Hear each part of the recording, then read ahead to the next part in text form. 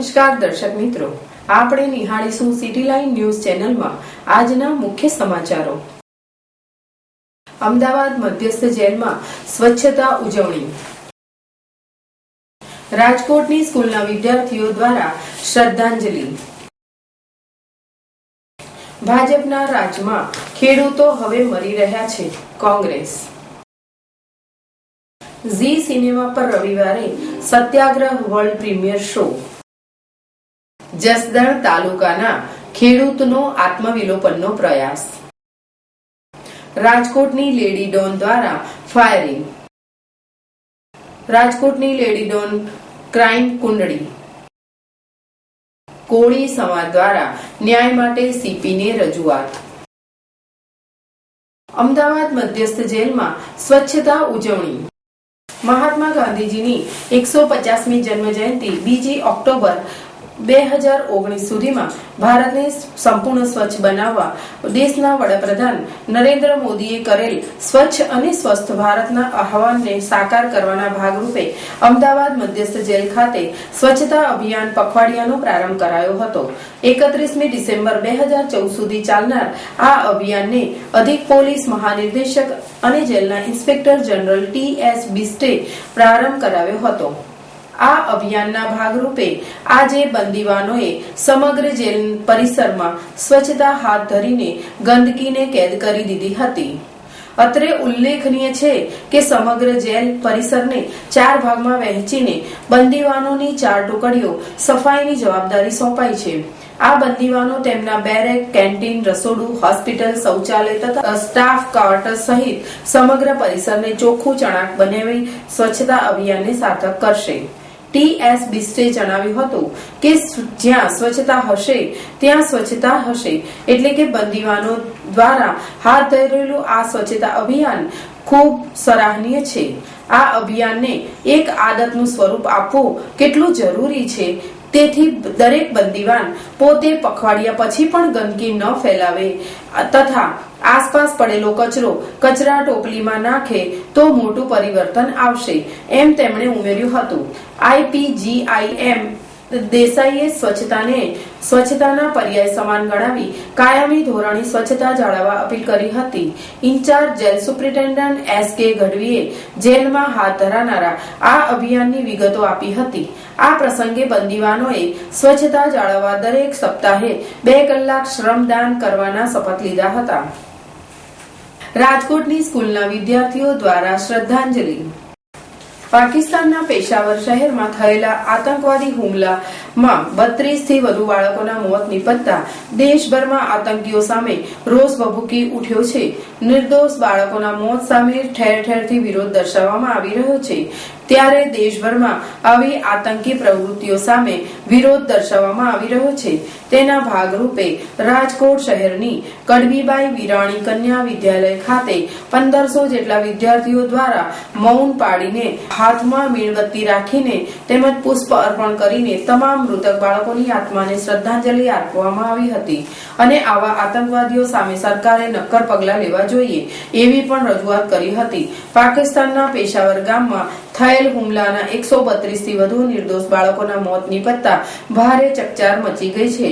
આતંકી પ્રવૃત્તિ સામે સરકાર કેમ કંઈ પગલાં નથી લેતી તેવો સવાલ પણ ઉદ્ભવી રહ્યો છે, ત્યારે મૃતક બાળકોની આત્માને શાંતિ અર્થે રાજકોટ ખાતે 1500 જેટલા વિદ્યાર્થીનીઓ દ્વારા શ્રદ્ધાંજલિ કાર્યક્રમ યોજવામાં આવ્યો હતો, જેમાં સૌ વિદ્યાર્થીઓએ મૌન પાળ્યું હતું અને હાથમાં મીણબત્તી રાખીને આતંકી પ્રવૃત્તિ સામે રોષ ઠાલવ્યો હતો તેમજ મૃતક બાળકોને પુષ્પ અર્પણ કરીને શ્રદ્ધાંજલિ પાઠવી હતી। ગંભીર ઘટનાને પગલે ઠેર ઠેરથી વિરોધ દર્શાવવામાં આવી રહ્યો છે, ત્યારે આવી પરિસ્થિતિમાં સરકાર દ્વારા આતંકી પ્રવૃત્તિ ડામવા માટે નક્કર પગલાં લેવા જોઈએ તેવું પણ વિદ્યાર્થીઓ દ્વારા સૂચન કરવામાં આવ્યું હતું।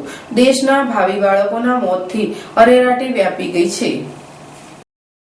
ગઈકાલે પાકિસ્તાનના પેશાવર શહેરમાં જે આતંકવાદી ઘટના બની અને એક શાળાના 104 બાળકોનું બલિદાન લેવાયું, તેનાથી શ્રી કડવીબાઈ વિરાણી કન્યા વિદ્યાલય રાજકોટના તમામ વિદ્યાર્થીઓ, શિક્ષકો અમે સ્તબ્ધ છીએ અને અમે કઠોર શબ્દોમાં આ ઘટનાને વખોડી કાઢીએ છીએ। અમે માનીએ છીએ કે વિદ્યાર્થીઓ છે જે દુનિયાના કોઈ પણ દેશના કોઈ પણ સ્કૂલમાં અભ્યાસ કરતા હોય એ વિદ્યાર્થીઓ છે, ભાવિ નાગરિકો છે, એની આંખમાં ભવિષ્યના સપના છે અને એ સપના સહિત એ બાળકોને ઘૂંટી નાખવાનો કોઈને પણ હક નથી, કોઈને પણ સત્તા નથી.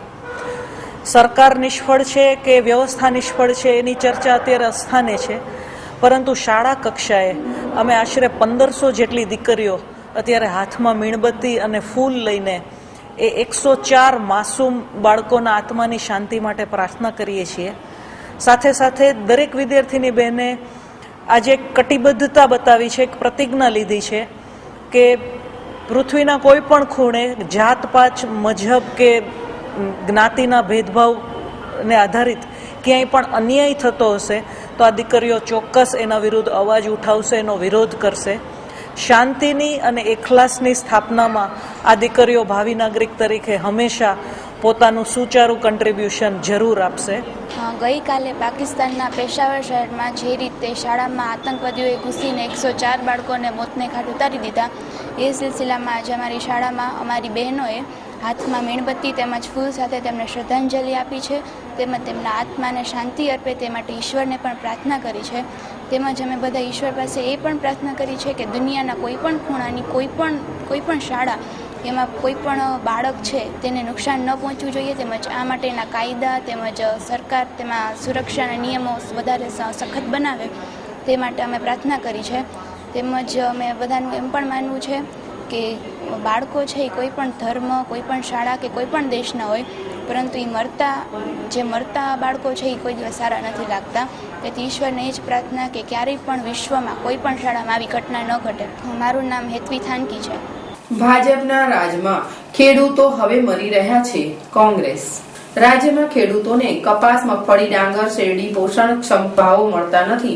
વીજળી, સિંચાઈ, પાણી, ખાતર, બિયારણમાં જંગી ભાવ વધારો થયા છતાં ગુજરાતની ભાજપ સરકાર ખેડૂતોને સાચી વાત સંભાળવા માંગતી નથી.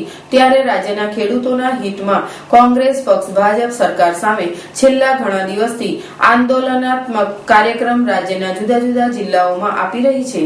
ત્યારે ભાજપ સરકારની ખેડૂત વિરોધી માનસિકતા અંગે સંયુક્ત પત્રકાર પરિષદમાં ગુજરાત પ્રદેશ કોંગ્રેસ સમિતિ પ્રમુખ અર્જુનભાઈ મોઢવાડિયાએ ગુજરાતના ખેડૂતોની આપત્તિ વિશે જણાવ્યું હતું કે ભાજપ સરકારે ધ્યાન રાખવું પડશે કે ભાષણથી પેટ ભરાતું નથી અને જો એમના ખેડૂતોની ચિંતા અને સંવેદના ન હોય તો સુરેન્દ્રનગરના જિલ્લા ચોટીલા તાલુકાના ધારાઈ ગામના યુવાન ખેડૂતે આત્મવિલોપન કરી મરતા ભાજપને હિટલર વૃત્તિવાળું જણાવી છેલ્લા શ્વાસ સુધી ખેડૂતોને લાગણીને સમજી કપાસ સારા ભાવ આપે તેવું હૃદય હચમચાવી નાખે તેવું ખેડૂતોના આપવીતી જણાવીને જીવન ટૂંકાવ્યું હતું. તેમજ આનંદીબેન પટેલે ગુજરાતના મુખ્યમંત્રી પદે જવાબદારી સોંપતા દેશના વડાપ્રધાનને જણાવેલ કે ગુજરાતને એક મહિલા મુખ્યમંત્રી મળ્યા છે જે ગુજરાતની પ્રજાની અને ખાસ કરીને મહિલાઓના દુઃખ દર્દ દૂર કરશે. ગુજરાતમાં ખેડૂતોના આપઘાતના સમાચારની સાથે રાજકોટના વિછિયા તાલુકામાં રેવાલિયા ગામમાં એક મહિલા વસંતબેન ધીરુભાઈ જાદવે ઉંમર વર્ષ 35 પણ ભાજપ સરકારના ખેડૂત વિરોધી અણઘડ વહીવટ કરી રહ્યા છે. લોકસભાની ચૂંટણી વખતે ભાજપના પ્રધાનમંત્રીના પદના ઉમેદવાર કહેતા કે બહુ પડી કિસાન પર માર, અબકી બાર મોદી સરકાર, યુપીને સરકાર પિંકી રેવોલ્યુશન મટર પર લાગણીના ભાષણોથી દેશના ખેડૂતોને અને મતદારોને ભરમાવીને પ્રજા જાણવા માંગે છે કે આ બધી લાગણીઓનું વળતર ખેડૂતો તેમની મહેનત પ્રમાણે કેમ નથી આપતા. વિધાનસભાના કોંગ્રેસ પક્ષના નેતા શંકરસિંહ વાઘેલાએ જણાવેલ કે સ્લોગન સમ્રાટ સરકાર 2014ના વર્ષને કૃષિ વિકાસ વર્ષ તરીકે મનાવે છે. ત્યારે ગુજરાતમાં ખેડૂતો પોષણક્ષમ ભાવ ન મળતા નિરાશ છે અને આપઘાતના રસ્તે જઈ રહ્યા છે. ભારતની કેન્દ્ર સરકારે ટેક્સટાઇલ પોલિસી જાહેર કરેલી છે અને 5F સ્લોગન આપી વાહવા લૂંટાવી હકીકતમાં સત્તા મેળવ્યા બાદ ખેડૂતોને કોઈ સરકારી લાભ કે જે અગાઉ મળતા હતા તે પણ આપ્યા નથી. ખેડૂતોના નામે આંદોલન કરનાર કિસાન સંઘ હકીકત ભાજપ સરકારનું પીઠું બનીને કામ કરી રહી છે. ઝી સિનેમા પર રવિવારે સત્યાગ્રહનો વર્લ્ડ પ્રીમિયર શો. બોલિવૂડની સર્વશ્રેષ્ઠ ફિલ્મો દર્શાવવામાં આવતી ભારતની નંબર 1 હિન્દી મૂવી હવે જાણીતા ડિરેક્ટર સમીક્ષકો દ્વારા પ્રશંસા પ્રાપ્ત ફિલ્મ સત્યાગ્રહ રિવોલ્યુશન હેઝ બિગનનું પ્રીમિયર દર્શાવવામાં તૈયાર છે. અમિતાભ બચ્ચન, અજય દેવગણ, કરીના કપૂર, અમૃતા રાવ, અર્જુન રામપાલ અને મનોજ વાજપેયી જેવા ઉત્તમ કલાકારોના અભિનયથી સજેલી આ ફિલ્મનું પ્રસારણ રવિવારે રાત્રે 21 ડિસેમ્બર રાત્રે 8 વાગે કરવામાં આવશે.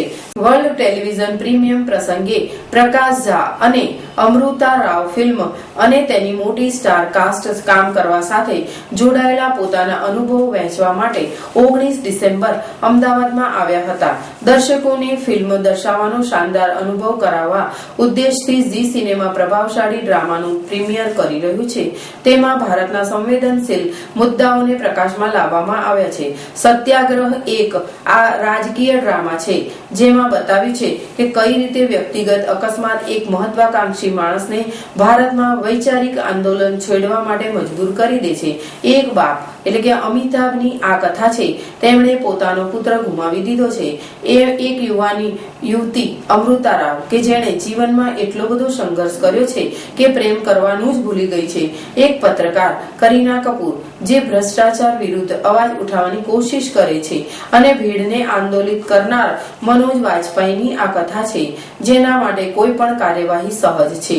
આ અંગે Zee TV Hindi movie channels community business head Ruchir તિવારીએ અમારી પાસે એક વિશાળ મૂવી લાઇબ્રેરી છે. તેમાં કેટલીક સૌથી મનોરંજક બોલિવૂડ ફિલ્મો સામેલ છે. ઝી સિનેમા પર સત્યાગ્રહના વર્લ્ડ પ્રીમિયમ પ્રસંગે અમૃતા રાવે કહ્યું હતું કે સત્યાગ્રહ એક પ્રેરણાદાયી ફિલ્મ છે.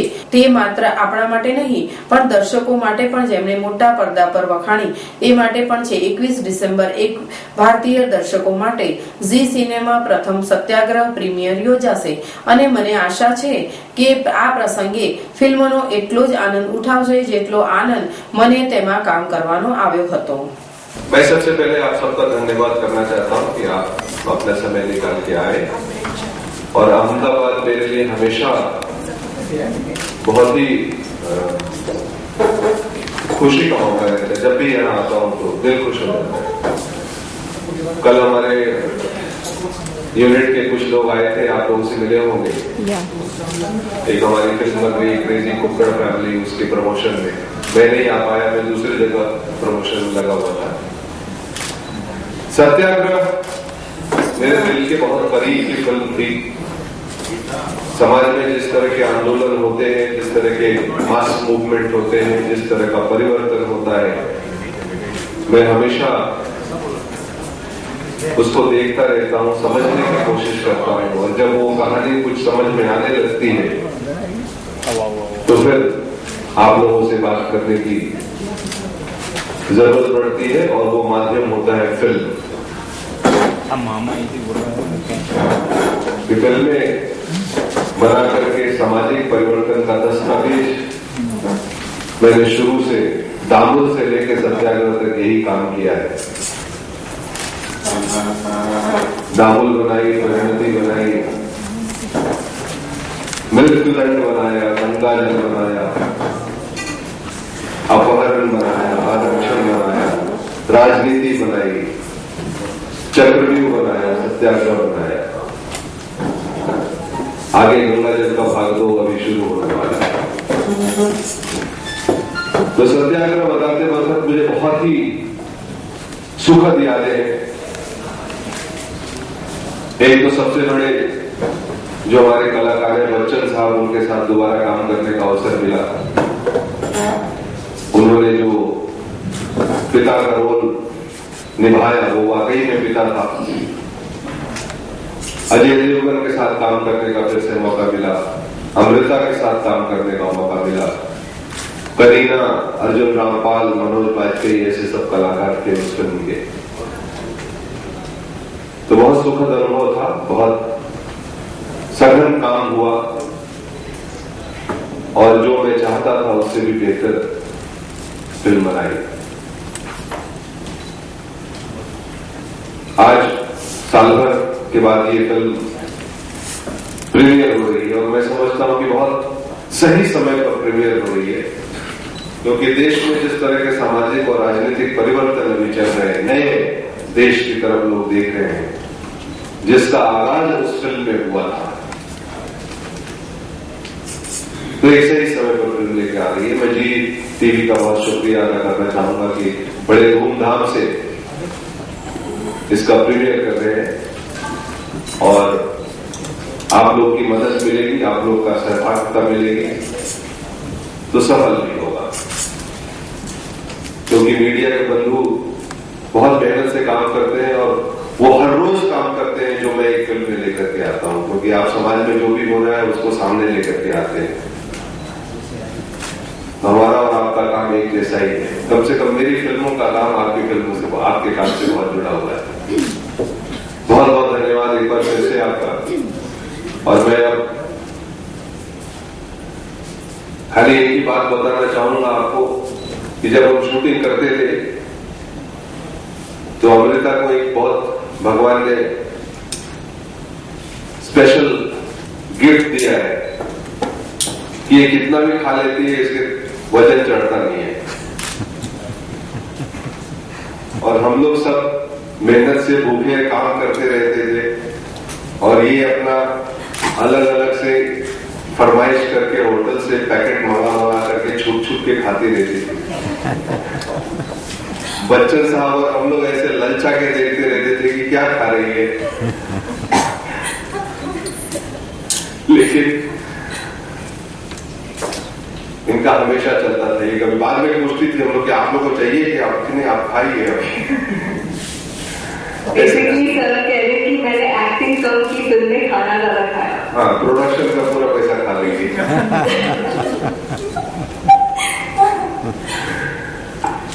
नहीं, बहुत मजा आया काम करने में। ऐसे हंसी फुलझड़ी में हम लोग के एक बार जब शूटिंग शुरू करते हैं तो 60-60 दिन तक शूटिंग चलती रहती है। हम लोग का परिवार ही वहीं हो जाता है, वहीं रहते हैं, वहीं खाते हैं, वहीं जीवन चलता रहता है। क्योंकि मैं हमेशा फिल्म एक बार शुरू करता हूँ तो खत्म करके ही दम लेता हूँ, बीच में ब्रेक नहीं करता।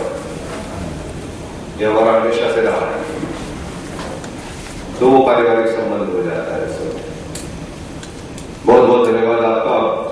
आपसे भी कुछ सुने, आपके अनुभव। नमस्कार, अहमदाबाद, आपने हमारा साथ दिया आज, इसलिए शुक्रिया। और